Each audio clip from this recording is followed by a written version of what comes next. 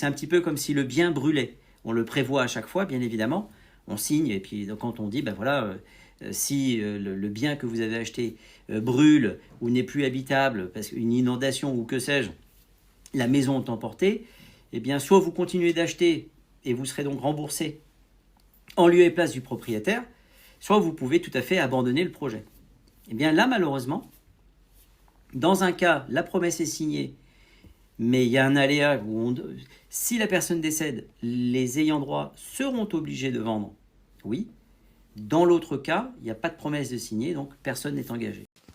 Ah ben, Oui, comment tu vas? bonjour mon partenaire IMO. Oui, alors excuse-moi, j'ai pas tout entendu parce qu'on me parlait à côté. Euh, donc, si j'ai bien compris, tu as une offre qui a été acceptée d'un côté et une promesse qui a été signée de l'autre, c'est ça? Exact. Et pas Mais par les dans ta mêmes personnes, promesse, alors évidemment. dans Et ta les promesse, deux c'est sont à bien. l'hosto dans le coma. Ouais, mais on parle bien d'une promesse d'achat et pas d'une promesse, une promesse de vente et pas d'une promesse d'achat, hein, on est bien en promesse Oui, de vente. exact. Bon, alors en promesse de vente, normalement, tu as ce qu'on appelle la condition de droit commun.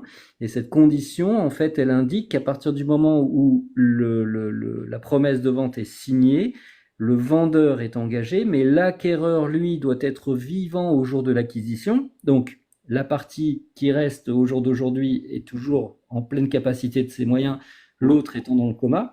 Donc, la personne qui s'est engagée à vendre, elle est engagée. Donc, pour la promesse de vente, eh bien, ça va se dérouler. Le notaire va dérouler normalement la promesse. Alors, ils aiment pas trop ça, hein, parce que effectivement, il faut pas leur reprocher.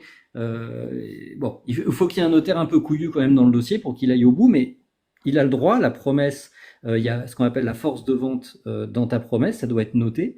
Donc, il y a la force exécutoire de ta promesse de vente. Donc, pour la promesse qui est signée pour moi, il n'y a aucun problème.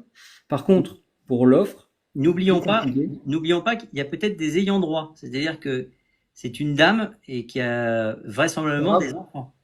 C'est pas grave. Elle est engagée. À partir du moment où elle a signé la promesse de vente, elle est engagée. Donc, Alors ça je l'apprends et je l'entends, hein. Je me le ferai et puis ce sera l'objet soit d'une vidéo, soit d'un live.